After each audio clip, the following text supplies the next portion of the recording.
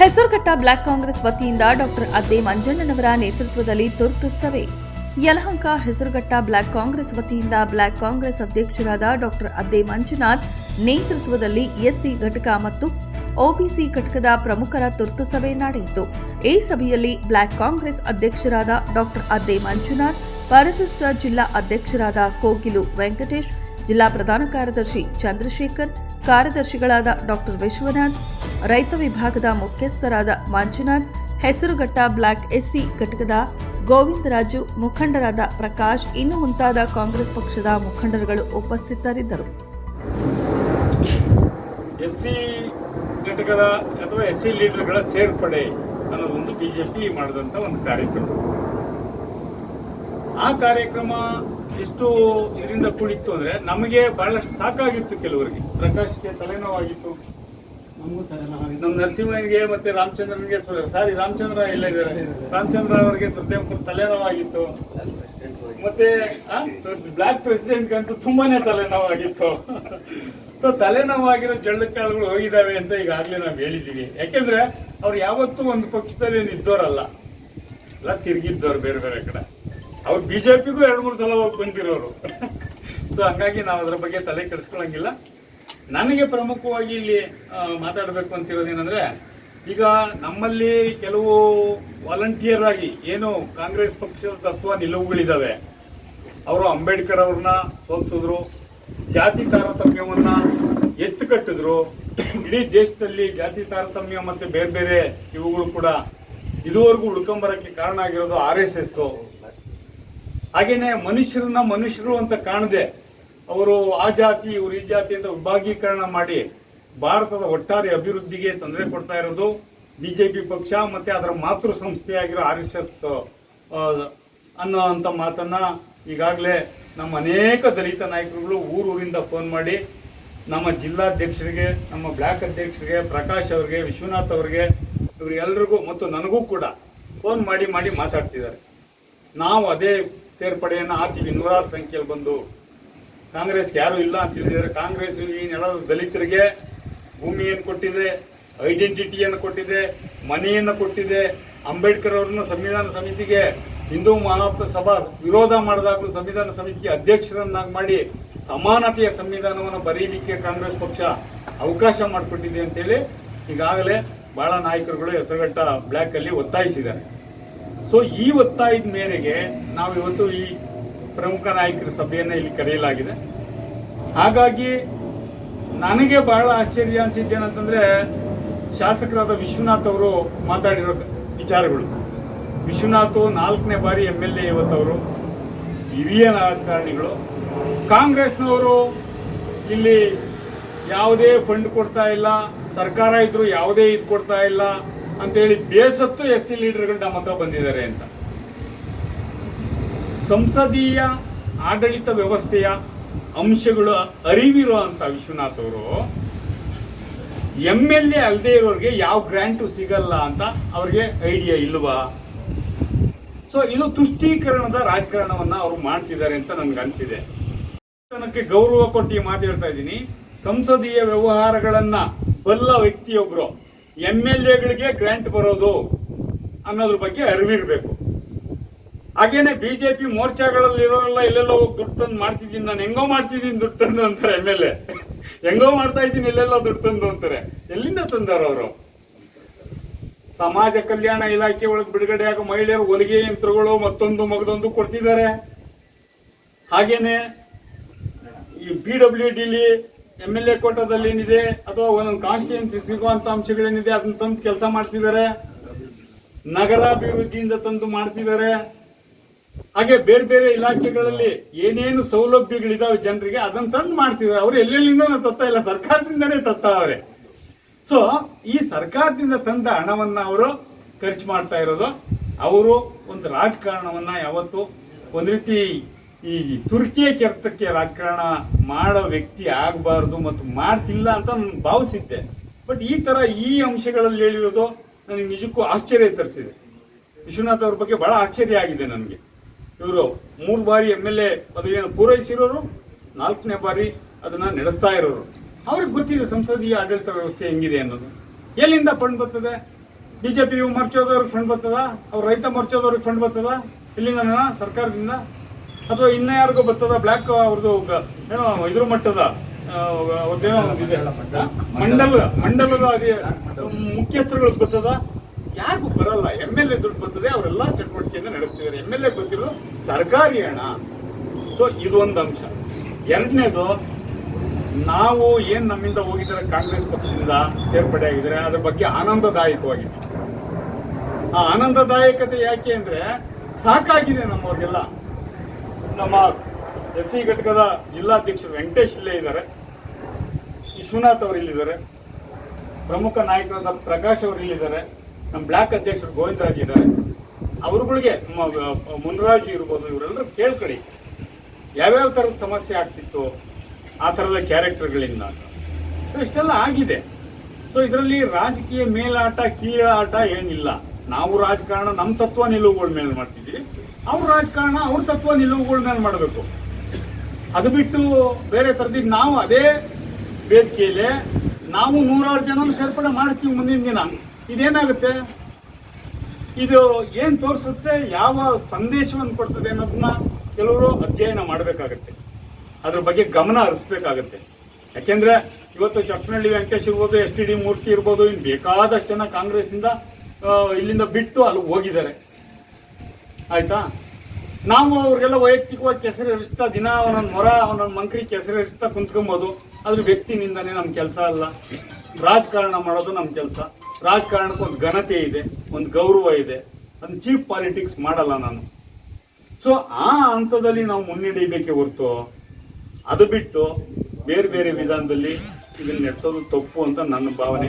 ಹಾಗೆಯೇ ನಾವು ಮುಂದಿನ ವಾರದಲ್ಲಿ ಮತ್ತೆ SC ಸಮುದಾಯದ ST ಸಮುದಾಯದ ಜನಗಳ ಸೇರ್ಪಡೆ ಕಾರ್ಯಕ್ರಮವನ್ನೇ ಒಂದು ಬೃಹತ್ ಮಟ್ಟದಲ್ಲಿ ನಾವು ಇಟ್ಕೊಂಡಿದ್ದೀವಿ ಹೆಸರುಗಟ್ಟದಲ್ಲಿ. ನಾನು ಇಲ್ಲ ಅಂತ ಹೇಳಿ ನಾನು ಪತ್ರಕರ್ತರಿದ್ದಲ್ಲಿ ನಾನೊಂದು ಕ್ವಶನ್ ಮಾಡ್ತಾ ಇದ್ದೀನಿ. ಯಡಿಯೂರಪ್ಪನವರು 2 ಸಲ ಚೀಫ್ ಮಿನಿಸ್ಟರ್ ಅವರು BJP ಸರ್ಕಾರ ಬಂದಾದ್ಮೇಲೆ, ಬೊಮ್ಮಾಯಿ ಅವರು ಒಂದು ಸಲ 1-2 ವರ್ಷ 1.5 ವರ್ಷನ ಎಷ್ಟು ಚೀಫ್ ಮಿನಿಸ್ಟರ್ ಅವರು. ವಿಶ್ವನಾಥ್ ಅವರು ಸಹ 4 ಬಾರಿ 4 ಸರಿ ಕಂಟಿನ್ಯೂಸ್ ಆಗಿ ಕ್ಷೇತ್ರ ಗೆದ್ಕೊಂಡ್ಬಂದರು. ಸನ್ಮಾನ್ಯ ವಿಶ್ವನಾಥ್ ಅವರೇ, ನೀವು ಯಾರನ್ನ ದಲಿತರ ಲೀಡರ್ಗಳು ಅಂತ ನೀವು ಕರ್ಕೊಳ್ತಾ ಇದ್ದೀರಿ, ಗ್ರಾಮ ಪಂಚಾಯತಿ ಲೆವೆಲ್ ಬಿಟ್ಟರೆ ಬಹುಶಃ ಹೋಬಳಿ ಮಟ್ಟಕ್ಕೂ ಅವ್ರನ್ನೇನು ತಂದಿರೋಕ್ಕೆ ಸಾಧ್ಯ ಇಲ್ಲ. ಆಮೇಲೆ ಒಂದು ನನಗೆ ಯಾವಾಗಲೂ ನಗ್ತಾ ಇರ್ತೀನಿ, ಅವ್ರು ಸೇರ್ಪಡೆ ಆದಾಗ ಅವರು ಕಾಂಗ್ರೆಸ್ ಯಾವ ದಲಿತರನ್ನ ಯಾರು ಬಸವಲಿಂಗಪ್ಪನ ಕ್ವಶನ್ ಮಾಡ್ತಿದ್ರು ಈ ಕ್ಷೇತ್ರದಲ್ಲಿ, ಈಗ ದಲಿತರು ಯಾವ ದಲಿತರನ್ನ ಅವ್ರು ಕರ್ಕೊಳ್ತಿದ್ದಾರೆ ಅಂದರೆ, ನಮ್ಮಲ್ಲಿ ಹಿಂದೆ ಒಂದ್ಸಲಿ 25-30 ವರ್ಷದ ಟ್ರೆಂಡ್ ಬಂದ್ಬಿಟ್ಟು ಸ್ವಾಮಿಯೇ ಶರಣಮಯ್ಯಪ್ಪ ಅಂತ. ಅವ್ರ ಕೊಡುಗೆ ಏನು ಗೊತ್ತೇನು ವಿಶ್ವನಾಥ್ ಅವ್ರದ್ದು? ನಾನು ಕಾರ್ಯಕ್ರಮ ಕೊಡ್ತೀನಿ, ಅಂಬೇಡ್ಕರ್ ಭವನ ಕಟ್ತೀನಿ, ಜಗಜೀವನ್ ರಾಮ್ ಭವನ ಕಟ್ತೀನಿ, SCP TSP ಯೋಜನೆ ತಂತಿದ್ದೀನಿ, ಬರ್ರಪ್ಪ ಅಂದ್ರೆ ಯಾರನ್ನೂ ಕರಿತಾ ಇಲ್ಲ ಅವರು. ಹೆಚ್ಚು ಅಂದರೆ ಒಂದು ತಿರುಪತಿ ತಿಮ್ಮಪ್ಪಂದು ಒಂದು ಲಡ್ಡು, ಒಂದು ತಿರುಪತಿ ತಿಮ್ಮಪ್ಪಂದು ಒಂದು ಕೆಂಪು ಶಾಲೆ, ಭಾಳ ಚೆನ್ನಾಗಿರ್ತದೆ ಅದು. ಅಂದರೆ ನೋಡೋಕ್ಕೆ ಇದನ್ನ ದಲಿತರಿಗೆ ಭಾಳ ಚೆನ್ನಾಗಿ ಮಿಂಚ್ತಾ ಇರ್ತದೆ. ಅದೇ ಇವತ್ತು ನನಗೆ ಏನಾಗ್ತಿದೆ ಅಂದರೆ, ಸರಿ ಸ್ವಾಮಿ, ನಿಮ್ಮಲ್ಲಿರ್ತಕ್ಕಂಥ ಜಯಣ್ಣನ ಬಿಟ್ಟರೆ ನಿಮ್ಮ ಪ್ರಾಡಕ್ಟ್ಗಳಿಗೆ ಯಾರ್ರೀ? ಚಕ್ಕನಹಳ್ಳಿ ವೆಂಕಟೇಶ್ ಎಲ್ಲಿಂದ ಬೆಳೆದೋದ್ರಿ? STD ಹೆಸರೇನು ನಮ್ಮ ಮೂರ್ತಿ, ಇವತ್ತು ಕಾಂಗ್ರೆಸ್ ಸರ್ಕಾರದ ಕೊಡುಗೆರಿ ಅವ್ರದ್ದು ಗ್ಯಾಸ್ ಏಜೆನ್ಸಿ. ಸೇರಿರೋರ್ನೇ ಸೇರ್ಸ್ಕೊಳ್ಳೋಕ್ಕೆ 3 ಸಲ 4 ಸರಿ ಅವರೆಲ್ಲರೂ ಸೇರಿ ಕಾಂಗ್ರೆಸ್ಸಿಂದ BJPಯಿಂದ ಕಾಂಗ್ರೆಸ್ ಓಡಾಡ್ತಾ ಇರೋರು. ಅವ್ರು ಸೇರಿಸ್ಕೊಳ್ಳೋದೇನು ದೊಡ್ಡ ವಿಚಾರ ಅಲ್ಲ. ನಾವು ಮುಂದಿನ ದಿನಗಳಲ್ಲಿ BJPಯಲ್ಲಿರೋಂಥ ಎಲ್ಲ ಸಮುದಾಯದ ಲೀಡರ್ಗಳನ್ನ ನಾವು ಕಾಂಗ್ರೆಸ್ಗೆ ಮುಂದಿನ ವಾರದಲ್ಲಿ ಡೇಟ್ ಫಿಕ್ಸ್ ಮಾಡ್ತಾರೆ. ನಮ್ಮ ಹಿರಿಯ ರಾಜಕಾರಣಿಗಳು, ಬ್ಲಾಕ್ ಅಧ್ಯಕ್ಷಗಳೆಲ್ಲರೂ ನಾವು ಕೌಂಟ್ರ್ ಕೊಡಲ್ಲ. ಅಲ್ಲಿ ನೊಂದಿರೋರನ್ನ ನಾವು ನೋಯಿಸ್ತಿರಂಗೆ ಕರ್ಕೊಂಬಂದು ನಮ್ಮ ಪಾರ್ಟಿಯಲ್ಲಿ ಎಲ್ಲ ಗೌರವಗಳನ್ನ ಅವ್ರನ್ನ ಕೊಟ್ಟು ಸೇರಿರೋರನ್ನೇ ಸೇರಿಸ್ಕೊಳಲ್ಲ. ನಾವು ಸೇರದೇ ಇರೋವಂಥವ್ರನ್ನ, ಎಲ್ಲೂ ಇಲ್ದಿರೋರಂಥ BJPಯಲ್ಲೇ ಇರೋವಂಥ ನಾಯಕರುಗಳು ಪಾಪ ಕಾಂಗ್ರೆಸ್ ಸೇರಬೇಕು ಅಂತ ಅವರು ಆತರದಿಂದ ಇದ್ದಾರೆ. ಇವ್ರು ಮಾಡಿರೋಂಥ ಒಳ್ಳೆ ಕೆಲಸಕ್ಕೆ ನಾವು ಮುಂದಿನ ದಿನಗಳಲ್ಲಿ ಅವ್ರನ್ನೆಲ್ಲ ಪಾರ್ಟಿಗೆ ಕರ್ಕೊಂಡು ಒಳ್ಳೆ ಗೌರವಯುತವಾಗಿ ನಡೆಸ್ಕೊಂತೀವಿ ಅಂತ ಈ ಸಭೆಯಲ್ಲಿ ನಾವು ಅವ್ರ ಗಮನಕ್ಕೆ ತರಬಯಸ್ತೀವಿ. ಜನ BJP ಹೋಗಿದ್ದಾರೆ, ಬಸ್ಸು ತುಂಬಿ ತುಳುಕ್ತಾ ಇದೆ. ಮತ್ತೆ ರಿಟರ್ನ್ ಬಸ್ ಯಾವ ಪಂಚರ್ ಆಗಿ ಎಲ್ಲ ವಾಪಸ್ ಕಾಂಗ್ರೆಸ್ಸಿಗೆ ಬರ್ತಾರೆ. ಮತ್ತು ಈ ನಮ್ಮ ಸರ್ಕಾರ ಮಾಡ್ತಾ ಇರ್ತಕ್ಕಂಥ ಈ ಕೆಲಸಗಳನ್ನ ನೋಡಿ ಸುಮ್ಮನೆ ಅಲ್ಲೊಂದು ಗಾಸಿಗೆ ಕುಡಿಸಿ ಬರೀ ಸೇರ್ಪಡೆ ಕಾರ್ಯಕ್ರಮ ಅಷ್ಟೇ. ಸೇರ್ಪಡೆ ಆಗಿದ್ದಂಥವ್ರಿಗೆ ಏನೇನು ಕೆಲಸ ಮಾಡಿಕೊಟ್ಟಿದ್ದೀರಿ ನಿಮ್ಮ ಪಕ್ಷದಲ್ಲಿ ಅಂತ ಈಗ ಆಲ್ರೆಡಿ ದೊಡ್ಡ ನಾಯಕರುಗಳು ನಮ್ಮನ್ನು ಬಿಟ್ಟು ಹೋಗಿರ್ತಕ್ಕಂಥವ್ರು ಹೇಳ್ತಾ ಇದ್ದಾರೆ. GBA ಚುನಾವಣೆ ನಡೀಲಿ, ಕಾಂಗ್ರೆಸ್ ಪಕ್ಷದ ಕಾರ್ಯಕರ್ತರು ಮರಳಿ ಹೆಂಗೆ ಬರ್ತಾರೆ, ಕಾಂಗ್ರೆಸ್ ಕಾರ್ಯಕರ್ತರು ಮುಟ್ಟಾಕುವಂಥ ಪಕ್ಷ. ಕಾಂಗ್ರೆಸ್ ಯಾವುದೇ ಕಾರಣಕ್ಕೂ ಭಯ ಪಡೋದಿಲ್ಲ. ಈ ಕ್ಷೇತ್ರದಲ್ಲಿ ಕಾಂಗ್ರೆಸ್ ಮತ್ತೆ ಮರಳಿ ಎಲ್ಲ ಕಾರ್ಯಕರ್ತರು ವಾಪಸ್ ಬರ್ತಾರೆ ಅನ್ನೋ ನಂಬಿಕೆ ನಮ್ಮಲ್ಲಿದೆ. ಶಾಸಕರು ವಿಡಿಯೋ ಬಿಟ್ಟಿದ್ದಾರೆ. ಆ ವಿಡಿಯೋ ವಿರುದ್ಧವಾಗಿ ನಾವು ಇವತ್ತು ಮಧ್ಯಾಹ್ನ ಸಂಜೆ ಒಂದು ಮೀಟಿಂಗ್ ಮಾಡಬೇಕು ಅಂತ ನಿರ್ಧಾರ ಮಾಡ್ಕೊಂಡಿದ್ದೀವಿ. ಅದಾದ ನಂತರ ಮಂಜಣ್ಣವ್ರು ಹೇಳಿದಂಗೆ ದೊಡ್ಡ ಕಾರ್ಯಕ್ರಮಕ್ಕೆ ರೂಪುರೇಷೆಯನ್ನು ಮಾಡಬೇಕು ಮತ್ತು ಪ್ರತಿ ಹಳ್ಳಿಗಳಿಂದ ಜನನ ಸೇರ್ಪಡೆಗೋಸ್ಕರ ಸೇರಿಸ್ಬೇಕು. ಎಷ್ಟಾಗುತ್ತೆ ಅಷ್ಟು ಜನನ ಸೇರ್ಪಡೆಗೆ ರೆಡಿ ಇದ್ದಾರೆ ಜನರು. ಅದನ್ನು ಸೇರಿಸ್ಕೊಳ್ಳೋಣ ಅಂದ್ಕೊಂಡು ತೀರ್ಮಾನದಲ್ಲಿ ಇದ್ದೀವಿ. ಬಟ್ ಅದನ್ನು ಸಮಯ ಮತ್ತು ದಿನಾಂಕ ಒಂದು 2-3 ದಿವಸದಲ್ಲಿ ತಿಳಿಸ್ತೇವೆ. ಇವತ್ತು ನಾವು ಒಂದು ತುರ್ತು ಸಭೆಯನ್ನು ನಡೆಸಿದ್ದೀವಿ. ಏನಕ್ಕೆ ಅಂದರೆ ಒಂದು 3 ಜನ ಹೆಸರುಘಟ್ಟ ಬ್ಲ್ಯಾಕ್ನ SC ಲೀಡರ್ಗಳು, ಒಬ್ಬರು ಬ್ಯಾಕ್ವರ್ಡ್ ಕ್ಲಾಸ್ ಲೀಡ್ರು BJPಯನ್ನು ಸೇರ್ಪಡೆಯಾಗಿದ್ದಾರೆ ಅಂತ. ಅವ್ರಿಗೂ ಈ ಕಾಂಗ್ರೆಸ್ಸಲ್ಲೂ ಏನು ಸಕ್ರಿಯವಾಗಿ ಇರಲಿಲ್ಲ. ಅವರು ಹಿಂದೆ ಎಲ್ಲ ಬೇರೆ ಬೇರೆ ಪಾರ್ಟಿಗಳನ್ನ ಬದಲಾಯಿಸ್ಕೊಂಡು ಬಂದಂಥವ್ರು. ಇಲ್ಲೂ ಕೂಡ ನಮಗೂ ಭಾಳ ಸುಸ್ತಾಗಿತ್ತು, ಜೊಳ್ಳುಕಾಳುಗಳು ತೂರ್ಕೊಂಡು ಹೋಗಲಿ ಅಂತೇಳಿ. ಇವತ್ತು ನಮ್ಮ ಲೀಡರ್ಗಳೇನಿದ್ರು ಎಲ್ಲ ನಮ್ಮ ಬ್ಲ್ಯಾಕ್ನ ಪ್ರಮುಖ ಲೀಡರ್ಗಳ ಜೊತೆ SC ಘಟಕದ ಜಿಲ್ಲಾಧ್ಯಕ್ಷರು ಕೂಡ ಆಗಮಿಸಿದರು. ನಾವು SC ಲೀಡರ್ಗಳದು ಇಲ್ಲಿ ನಮ್ಮ ಬ್ಲ್ಯಾಕ್ ಲೀಡರ್ಗಳದ್ದು ಎಲ್ಲರೂ ಸಭೆ ಕರೆದಿದ್ವಿ. ಈಗ ಅವ್ರುಗಳಿಗೆ ಬಹಳ ಒತ್ತಡ ಬಂದಿದೆ. ಪ್ರತಿ ಹಳ್ಳಿಗಳಿಂದ ಕಾಂಗ್ರೆಸ್ ಪಕ್ಷ ಎಂದಿನಿಂದ ಅಧಿಕಾರದಲ್ಲಿತ್ತು ಅಂದಿನಿಂದ ದಲಿತರಿಗೆ ಸಮಾನತೆಯನ್ನು ಕೊಟ್ಟಿದೆ. ಅಂಬೇಡ್ಕರ್ ಅವರಿಗೆ ಸಂವಿಧಾನವನ್ನು ಬರೆಯಲಿಕ್ಕೆ ಹಿಂದೂ ಮಹಾಪರಿಷತ್ನವರು ಅವರು ವಿರೋಧ ಮಾಡಿದಾಗ ಕಾಂಗ್ರೆಸ್ ಅವಕಾಶ ಕೊಟ್ಟಿದೆ. ಹಾಗೆಯೇ ಭೂಮಿ ಹಂಚಿದೆ, ಸೂರು ಕೊಟ್ಟಿದೆ, ಆಶ್ರಯ ಯೋಜನೆ ರೂಪಿಸಿದೆ, ಭಾಗ್ಯಲಕ್ಷ್ಮಿ ರೂಪಿಸಿ ಕರೆಂಟು ಕೊಟ್ಟರು ಮನೆಗೆ. ಈ ಥರದ್ದು ಮಾಡಿದೆ. ನಾವು ಸ್ವಾಭಿಮಾನವಿಲ್ಲದ ರಕ್ತ ನಾವು ಮಾರ್ಕೊಳ್ತೀವಿ ಅನ್ನೋ ಲೆಕ್ಕದಲ್ಲಿ ಮಾತಾಡಿದ್ದಾರೆ BJP ಲೀಡರ್ಗಳು. ಅದನ್ನು ಅವ್ರಿಗೆ ನಾವು ಉತ್ತರವನ್ನು ಕೊಡಬೇಕು ಕೆಲಸದ ಮೂಲಕ. ನಾವು ಕೂಡ ನೂರಾರು ಸಂಖ್ಯೆಯಲ್ಲಿ ಬಂದು ಅದೇ ವೇದಿಕೆಯಲ್ಲಿ ಸೇರ್ಪಡೆ ಆಗ್ತೀವಿ ಅಂತೇಳಿ ನಮ್ಮ ಲೀಡರ್ಗಳಿಗೆ ಒತ್ತಡ ಬಂದಿತ್ತು. ಆ ಲೀಡರ್ಗಳು ಎಲ್ಲರೂ ಇವತ್ತು ಬಂದು ನಾವು ಇಲ್ಲಿ ಸಭೆಯನ್ನು ಮಾಡಿದ್ದೀವಿ. ಇದಕ್ಕೆ ಇಷ್ಟರಲ್ಲೇ ಇದನ್ನು ಫಿಕ್ಸ್ ಮಾಡ್ತೀವಿ ದಿನಾಂಕನ. ಸೊ ಅದು ಸೇರ್ಪಡೆ ಕಾರ್ಯಕ್ರಮ ನಡೀತದೆ. ನನಗೆ ಭಾಳ ಆಶ್ಚರ್ಯ ಅನಿಸೋದು, ಕಾಂಗ್ರೆಸ್ನಿಂದ ಫಂಡ್ ಬರಲಿಲ್ಲ, ಅದಕ್ಕೆ ಕೆಲವು SC ಲೀಡರ್ಗಳು ತೊರೆದು ಇದನ್ನು ಬರ್ತಿದ್ದಾರೆ ಅಂತೇಳಿ MLA ವಿಶ್ವನಾಥ್ ಅವರು ಹೇಳಿದ್ರು ಅಂತ. ವಿಶ್ವನಾಥ್ ಅವರು ಹಿರಿಯ ರಾಜಕಾರಣಿ, ಅವಾಗ ಅನುಭವ ಇದೆ. ಆಡಳಿತ ಮತ್ತು ಸಂಸದೀಯ ವ್ಯವಹಾರಗಳು, ಸಂಸದೀಯ ವಹಿವಾಟು ಹೇಗಿರುತ್ತೆ ಅಂತ ಅವ್ರಿಗೆ ಗೊತ್ತು. MLA ಆಗಿದ್ದಾಗ ಸಿಗೋ ಫಂಡು ಮತ್ತು ಗ್ರ್ಯಾಂಟ್ಸು ಅವೇ ಬೇರೆ. ಒಬ್ಬ ಪಕ್ಷದ ಅಧ್ಯಕ್ಷನಿಗೋ ಅಥವಾ ಪಕ್ಷದ ಪದಾಧಿಕಾರಿಗಳಿಗೋ, ಪಕ್ಷದ ಯುವ ಮೋರ್ಚಾದವ್ರಿಗೋ ಅಥವಾ ರೈತ ಮೋರ್ಚಾದವ್ರಿಗೋ ಅಥವಾ ಹಿಂದುಳಿದ ವರ್ಗದ ಲೀಡರ್ಗಳಿಗೋ ಅದರ ಸ್ಥಾನ ಹೊತ್ತವ್ರಿಗೆ ಯಾವ ಪಕ್ಷನೂ ದುಡ್ಡು ಕೊಡೋಕ್ಕಾಗಲ್ಲ. MLA ಫಂಡ್ ಬರ್ತಿರೋದ್ರಿಂದ ಅವರೆಲ್ಲ ಮೋರ್ಚಾಗಳು ಮಂಡಲಗಳು ನಡೀತಾವೆ. ಸೊ ಈ ಅಂಶವನ್ನು ಅವರು ಅರ್ಥಕೊಬೇಕು. ಇಲ್ಲಿ 20 ವರ್ಷ MLA ಇಲ್ಲಾಂದ್ರೆ ಸಹಜವಾಗಿ ಯಾರಿಗೂ ಆ ಪಕ್ಷದ ಲೀಡರ್ಗಳಿಗೆ ಫಂಡ್ ಬರಲ್ಲ.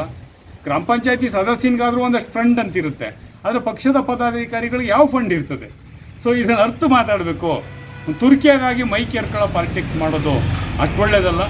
ಅವರು ಇದರಿಂದ ಈ ಅಂಶವನ್ನು ತಿಳ್ಕೊಂಡ್ರೆ ಒಳ್ಳೆಯದು ಅಂತ ನಾನು ಭಾವಿಸ್ತೀನಿ. ಯಾಕೆಂದರೆ ಅವರು ಹಿರಿಯ ರಾಜಕಾರಣಿಗಳು ಇದ್ರ ಬಗ್ಗೆ ಘನತೆಯಿಂದನೇ ಮಾತಾಡಬೇಕು ಯಾವಾಗಲೂ. ನಮಗೂ ಈ ಕೆಸರು ಹರ್ಚಾಟ, ನಾವು ಈ ಕಾಂಗ್ರೆಸ್ಸಿಂದ ಖಾಲಿ ಮಾಡಿರೋ ಅನೇಕ ಲೀಡರ್ಗಳಿಗೆ ಕೆಸರು ಹರ್ಚ್ಬೋದು. ದಿನ ಬೆಳಗ್ಗೆ ಇಲ್ಲಿಂದ ಲ್ಯಾಂಡ್ ಹೊಡ್ಕೊಂಡ್ರು, ಇಲ್ಲಿಂದ ಅಧಿಕಾರಗಳು ತಗೊಂಡ್ರು, ಹೋದ್ರು ಅಂತ. ಅದು ನಾವು ಮಾಡಲ್ಲ. ಯಾಕಂದರೆ ಪಾಲಿಟಿಕ್ಸು ಘನತೆಯಿಂದ ಇರಬೇಕು. ಅದು ಅಗತ್ಯ ಇದ್ದಾಗ ಹೇಳಬೇಕು. ಅನಗತ್ಯವಾಗಿ ಯಾರೋ ಸುತ್ತಮುತ್ತ ಹೊಗಳು ಭಟ್ರು, ಕಿವಿ ಊದೋರು ಹೇಳಿದ್ರು ಅಂತೇಳಿ ಮಾಡೋಕ್ಕೆ ಹೋಗಬಾರ್ದು ಅನ್ನೋ ಅಂಶವನ್ನು ನಾನು ಇವತ್ತು ಹೇಳ್ತಿದ್ದೀನಿ. ಹಾಗೆಯೇ ನಮ್ಮದು ಕೂಡ ಒಂದು ಸೇರ್ಪಡೆ ಕಾರ್ಯಕ್ರಮ ಇಷ್ಟರಲ್ಲೇ ಮಾಡ್ತೀವಿ. ಇವತ್ತೆಲ್ಲ ನಾಯಕರಿದ್ದರು. ಇಲ್ಲೂ ಕೂಡ ಇವತ್ತು ನನ್ನ ಜೊತೆ ನಮ್ಮ ಲಿಂಗನಹಳ್ಳಿ ಬಸಣ್ಣನವರು, ನಮ್ಮ ಹೆಸರುಘಟ್ಟ ಚಿನ್ನಿ ವೆಂಕಟೇಶ್ ಅವರು, ವರದಿಗಾರರು ಹನುಮಂತರಾಜು, ವಿಸ್ಮಯ ನ್ಯೂಸ್ ಕನ್ನಡ, ಯಲಹಂಕ.